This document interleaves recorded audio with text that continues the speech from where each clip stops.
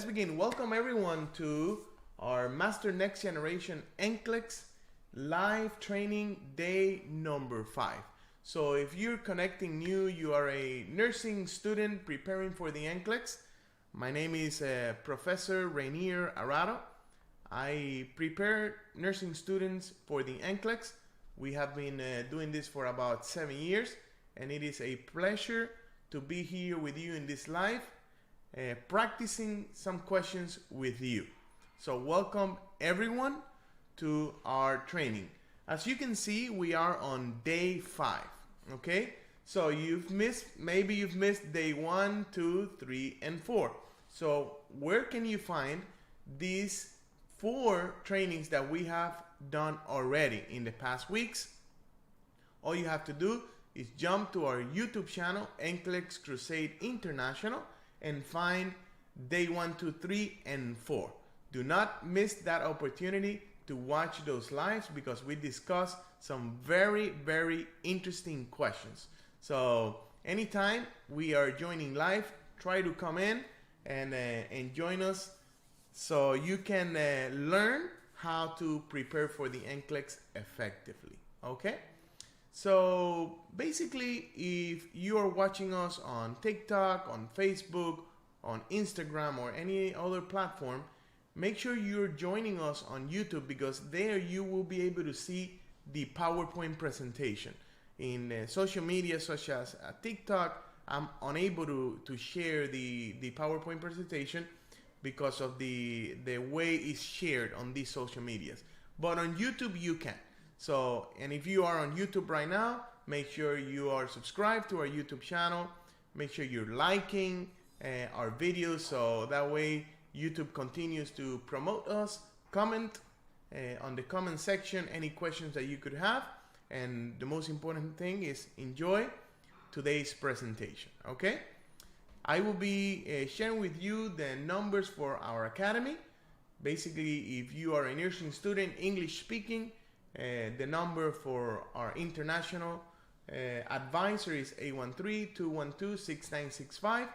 If you speak Spanish, Spanish is your primary language, and you need an NCLEX preparation in Spanish, we have a Spanish YouTube, and we also have a Spanish advisor. The number is 352-565-4256. All right? Well, that is the introduction. Let's begin. Let's begin today's training, and I will be sharing with you a very interesting scenario. Okay, so what I want you to do, I want you to read it, analyze it, and start thinking of what you think is going on in this situation. For those who are watching me here on TikTok, I will read it to you as well so you are familiar with the information that we are sharing in our YouTube channel. Okay, so basically the scenario states the following. Let's analyze it. A 74-year-old client arrived at the clinic with lower back pain. I always like to use my red pen to emphasize certain keywords that you need to learn how to identify.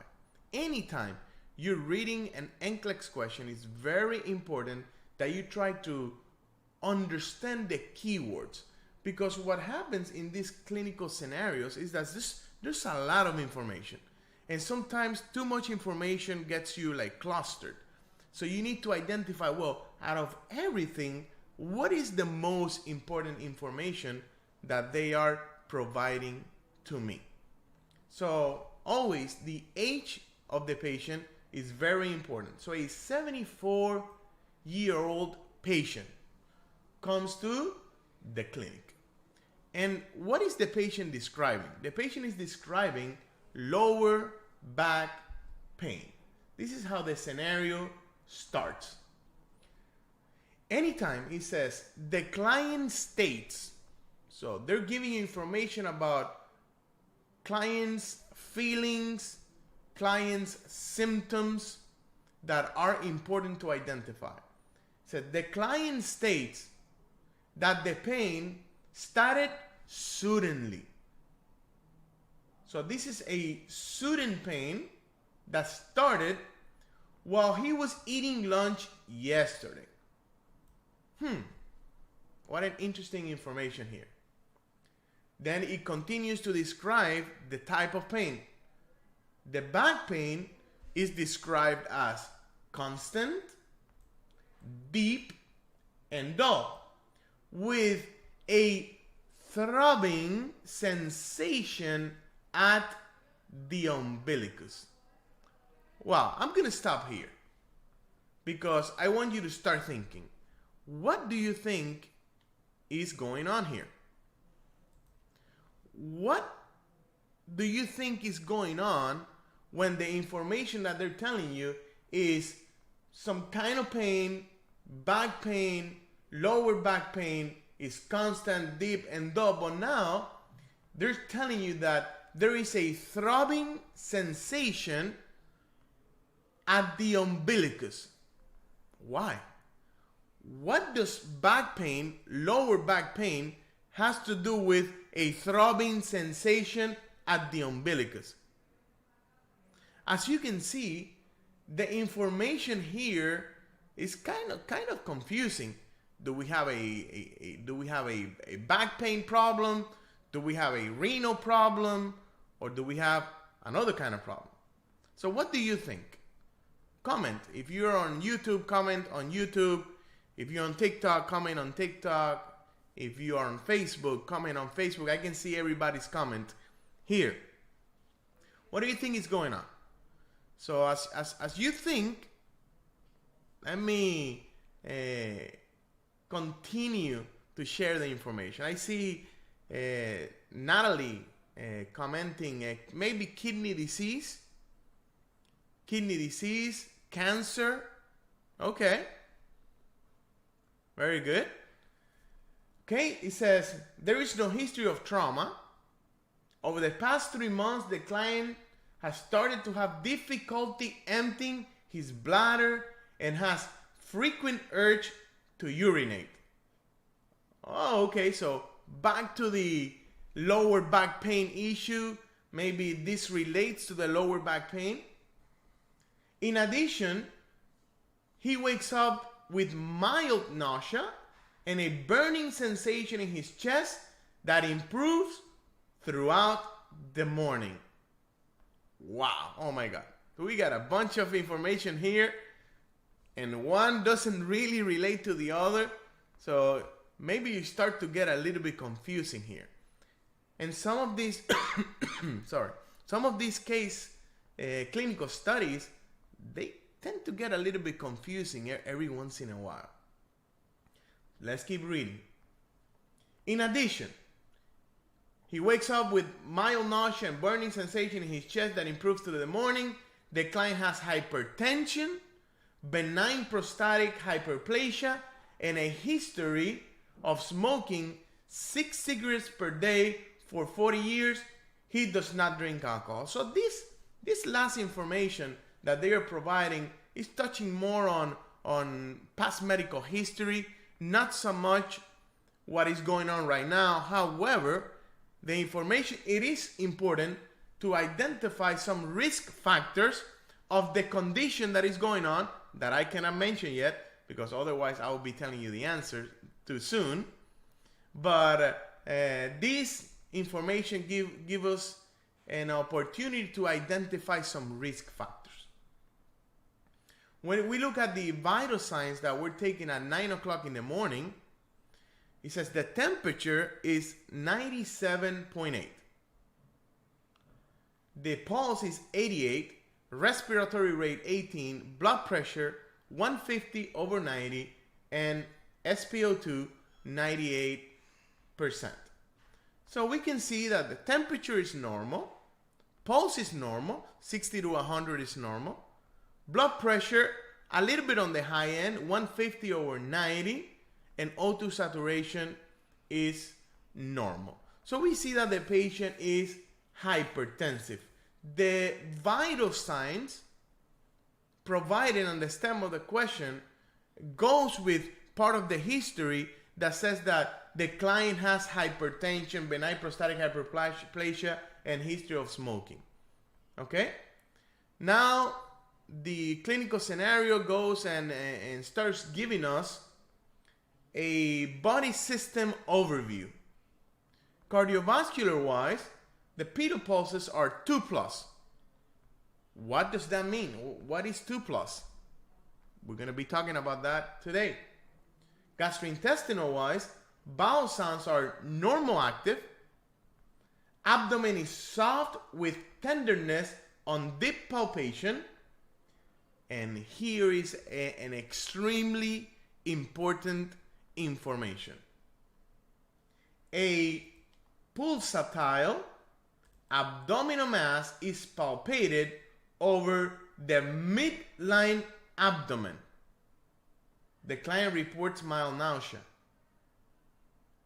Is your thinking changing now?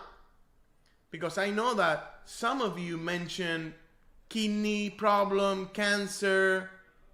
With this new information on body system gastrointestinal that says that the patient has a pulsatile abdominal mass palpated over the midline abdomen, does that information tell you something new?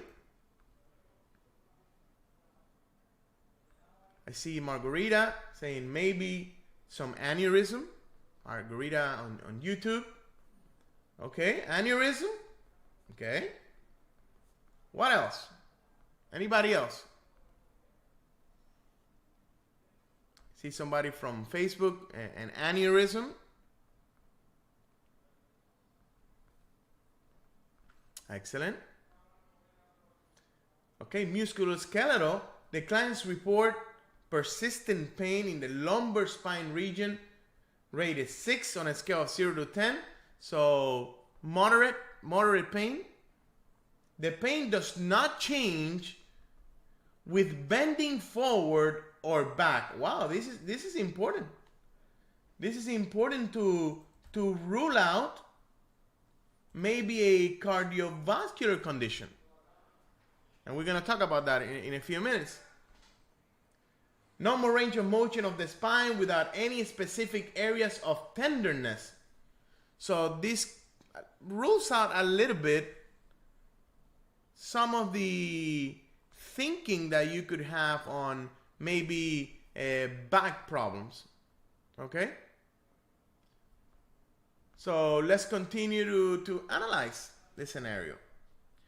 Genitourinary wise, it says that the urine is clear yellow. So this is important. So urine is clear yellow. Now, let's do some critical thinking here.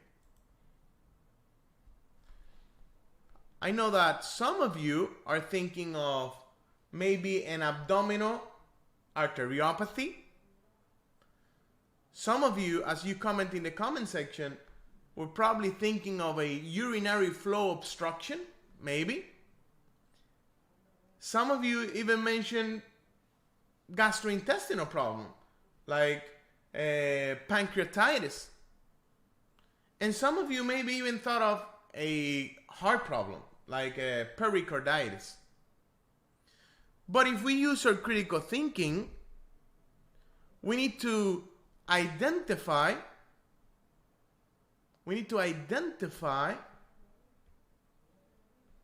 what is really going on and how can I use the process of elimination to rule out some of these thinking.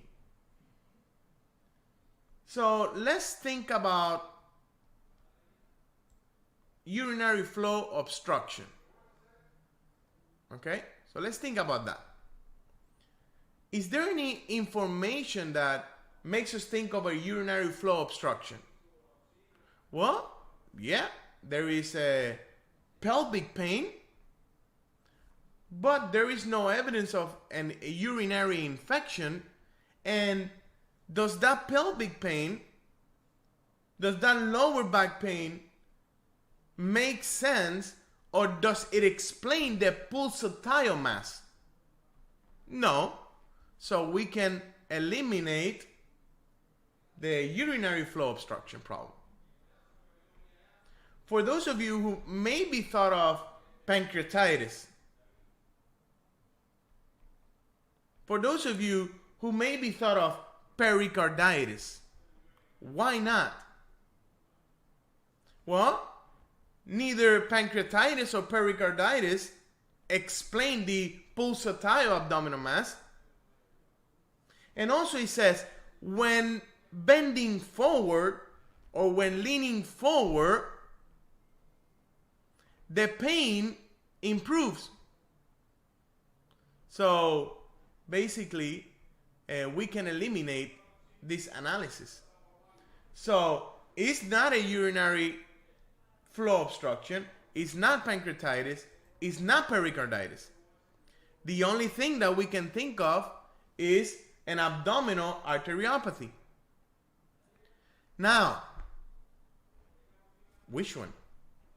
Maybe some of you thought of aortic dissection, but we can eliminate that one as well because there was information about pedal pulses. It says pedal pulses were 2+, so that is normal in intensity.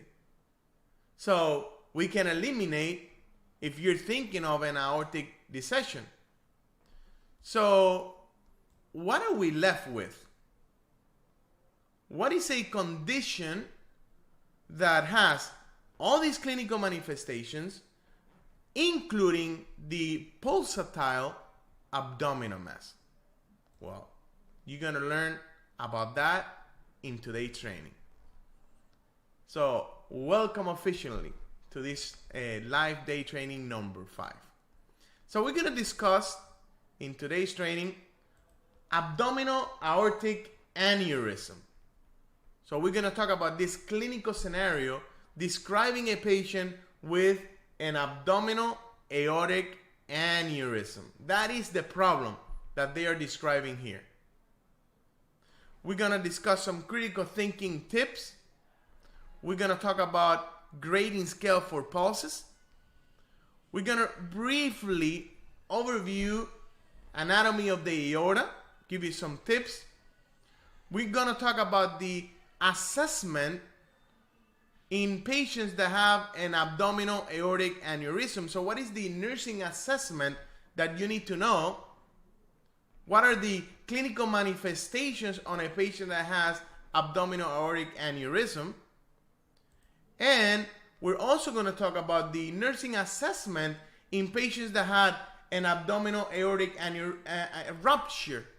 So an abdominal aortic aneurysm rupture. And why do we need to know this? You need to know the difference between an abdominal aortic aneurysm and an abdominal aortic aneurysm rupture. Why? The difference in the clinical manifestations will tell you.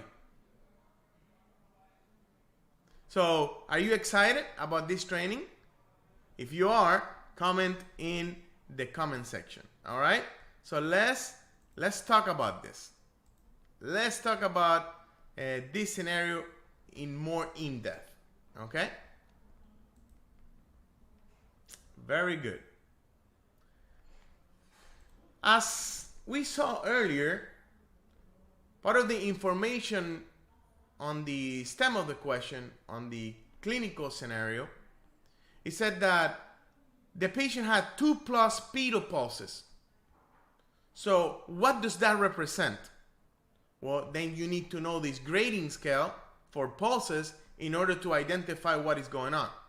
See, a 4+ is known as a strong or bounding pulse. 3+ is a full pulse. 2+, which was the one provided on the stem of the question, is normal, easily palpable. 1+ is weak, barely palpable. And 0 is absent, not palpable. Now, in order to understand abdominal aortic aneurysm, you need to understand a little bit of the anatomy of the aorta. And although this is not an anatomy and physiology class, I would like to share some information about the anatomy. See, one thing that I see nursing students doing all the time is that they try to only memorize things, but they don't really grasp the concept. And if you want to be successful on the NCLEX, you need to develop the ability to apply nursing content. And you're not going to be able to apply nursing content if you don't understand the content. So I want to review briefly a little bit of the anatomy of the aorta. Remember that the aorta is the longest artery in the body. It is divided primarily into three parts. The ascending aorta, okay, we can see it here, the ascending aorta, the aortic arch, and the descending aorta. The ascending aorta is from where the coronary arteries emerge. The aortic arch, which we can see here in this section, the aortic arch, three big arteries emerge from this arch. We can see the brachiocephalic artery, which is the first one, the left common carotid artery, which is the second one, looking from the left or the right anatomical position, and the left subclavian artery. Okay, so we can see here the left subclavian. Remember that the brachiocephalic artery also splits into the right common carotid artery and the right subclavian artery. Then we have the descending aorta, which has the thoracic aorta, that part of the descending aorta known as the thoracic aorta, which is above the diaphragm. And then we have the abdominal aorta, which is below the diaphragm. Okay, where does the aorta end? It basically splits down here.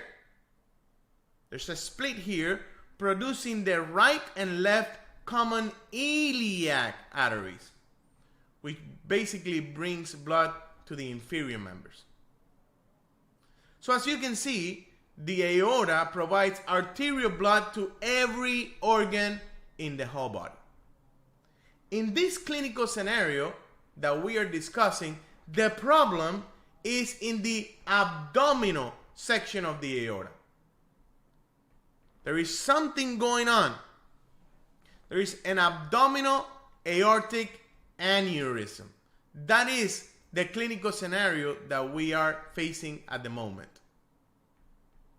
What is an abdominal aortic aneurysm? What is this? It's a dilation or an abnormal bulge of the abdominal aorta wall, as you can see in the image.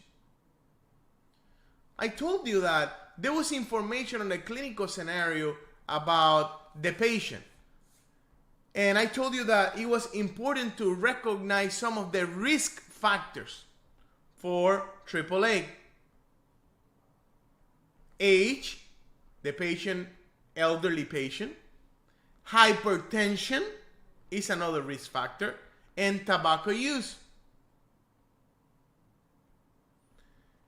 Interesting enough, this clinical scenario that they are describing, the patient has a AAA, an abdominal aortic aneurysm, probably below the renal arteries, as we see here in this image, below the renal arteries. Why? How can I know that? How can I know that this abdominal aortic aneurysm is probably below the renal arteries? Well, we can see that the urinary system is not compromised. The patient is able to void. The patient is able to void yellow colored urine. And what does that indicate? Why is that important? It tells me that the perfusion of the kidney is not compromised yet. That doesn't mean that might not be compromised later, but yet is not compromised. This is important. So what is the assessment we find in an abdominal aortic aneurysm? Well, we're going to see what it was described on the stem of the question. A prominent pulsatile mass in the abdomen at or above the umbilicus. That's why I was telling you that that information specifically was a key factor. Also, a systolic bruit over the aorta. Tenderness on palpation, on deep palpation. We saw this. And as a matter of fact, we need to be careful when we are inspecting and palpating the abdomen on a patient with a AAA, because putting excessive pressure there can cause a rupture of that aneurysm. Abdominal or lower back pain. Oh, now we see how that description of the pain associates to abdominal aortic aneurysm. See, if you don't know this, you will be thinking, wow, the patient has back pain. The patient has chronic lower back pain. No. It is a clinical manifestation seen in AAA. That is why it's important to know the nursing content.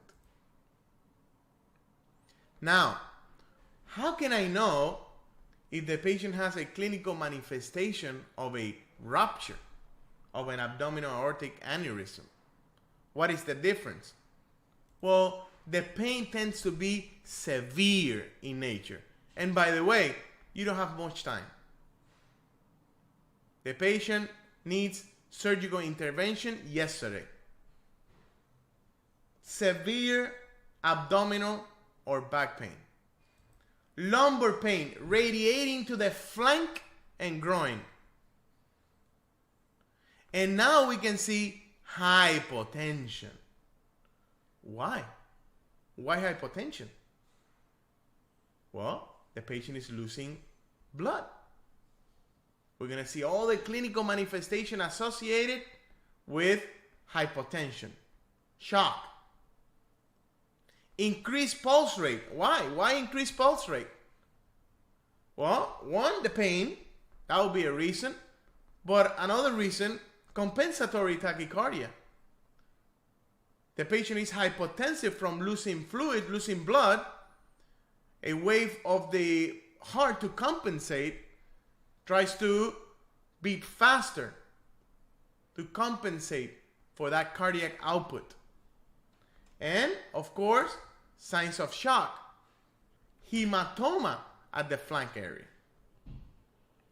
So now, we can understand that this clinical scenario describes a patient with an abdominal aortic aneurysm. Okay? Now, I want you to pay attention to these 3 points, because the question itself that I'm going to be sharing now, next, relates specifically to these 3 points. In addition, the patient wakes up with mild nausea and burning sensation in the chest. The blood pressure is 150/90. And the pedal pulse are 2+ bilateral. Remember that, okay? You're going to need it right now. So this is the question. This question has a total of 5 points. So you can get 5 points in this next generation NCLEX question. The nurse has requested transport to the emergency care facility, is monitoring the client, which for each finding, click to specify whether the finding indicates that the client status has improved or declined. So let me put a number here to make it easier for you to comment in the comment section. So I want you to tell me in the comment section if you think that finding indicates that the patient improved or declined. So let me monitor the chat section. So tell me what you think. What do you think improved? What do you think declined? Florence, Prophet, you're wonderful. Many blessings to you. Thank you, Florence. Welcome.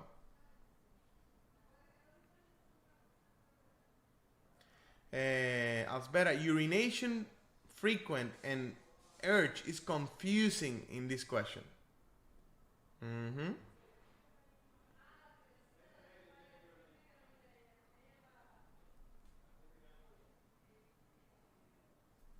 Jasmine, I have taken the NCLEX 3 times, hoping this will help me pass this time around.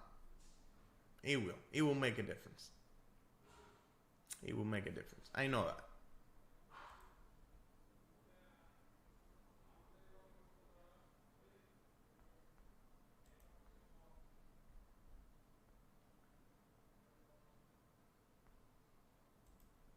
All right, let me see. I see some of you saying 1 decline, 2 decline.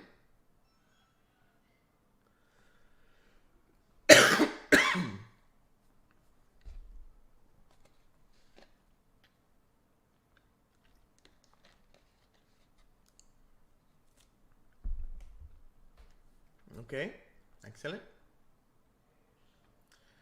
I see 200 joining us live on YouTube. Wow, thank you for being here. Make sure you're liking the video, okay? That will help me out a lot. I see 86 of you have liked the video.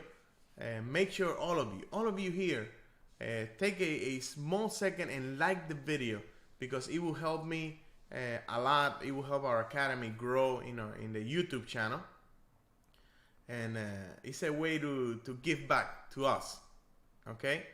It's not an obligation, but it will help us a lot. So everybody listening to me, make sure you're liking the video, make sure you subscribe, activate the bell so you don't miss any other information. All right.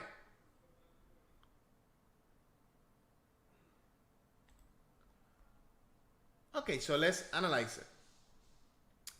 The blood pressure is 106/68. Remember that the patient's blood pressure was 150/90. So you may say, wow, patient was hypertensive, 150/90. Now is 106/68. Wow, that's so much better. Nope. That is not better. That is a decline. Why is this a decline? Well, the patient is now experiencing hypotension. There's a significant drop. 40 drop in systolic pressure. From 150 to 106. This is not good. And then also, patient saying in statement number 4, the room is spinning and all that is a sign of symptomatic hypotension. So number 1, this blood pressure is not good. This is a decline. This is sign of intra-abdominal hemorrhage from an abdominal aortic aneurysm rupture. Remember how I told you that it was important to recognize the symptoms of AAA rupture? This is why. This will tell you that this is not good. It's bad. it indicates a decline. Pedal pulses 1 plus in strength. Well, it was 2 plus. We learned that 2 plus means, okay, normal. So it dropped to 1 plus. This is consistent with hypovolemia and intra-abdominal hemorrhage. Decline. Not good. Number 3. I would like some ice water. My nausea has finally subsided. Well, this is a little slight improvement, okay? But the patient's general condition is not really improved. But that statement indicates a slight improvement. However, we still need to keep this patient NPO because this patient requires surgical intervention yesterday. Okay? Number 4. Client states, let me close my eyes for a minute. I feel like the room is spinning. Dizziness. Dizziness. Not good. Hypotension. Shock. Signs of shock. So this is a decline. Number 5. The pain medicine really helped, but now my pain is suddenly changing condition, suddenly a lot worse. Remember how we talked about that severity, severe pain, indicative of rupture? Decline. So my final answer are 4 decline, 1 improve. How did you do? How did you do in this clinical scenario?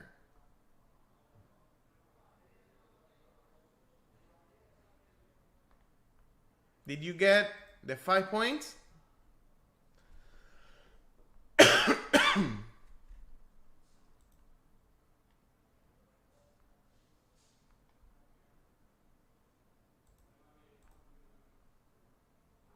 You get the 5 points?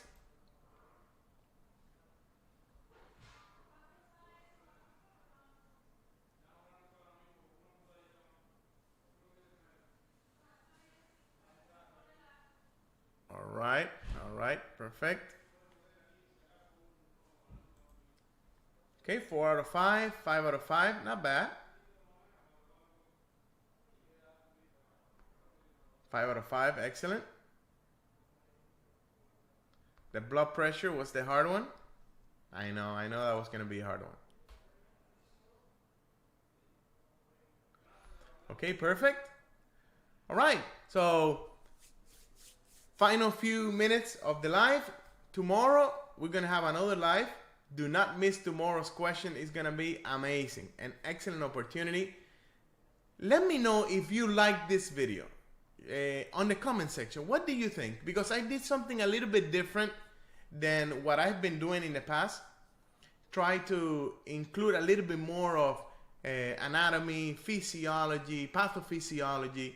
Did you like that change? Did it make a difference to you or not? Because we worked hard to create this presentation and help you guys. Hopefully it was significant for your learning process.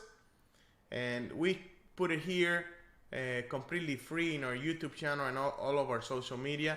So anyone out there, you're more than welcome to join us and learn how to prepare for the NCLEX, okay?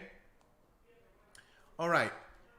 For those of you who are looking to maybe get a little bit more training on NCLEX, if you're English speaking and you need a membership to learn how to use that critical thinking, here is our international membership. It's very inexpensive. You can basically join us. I will put the link for the registration in the comment section as well. so you can have it in case you want to join us. And if you are Spanish speaking and you're looking for a membership, this is a little bit more extensive. The English membership, we only have about 50 videos. It's very small, something that you can use maybe 1 month, 2 months, and you'll be done with it.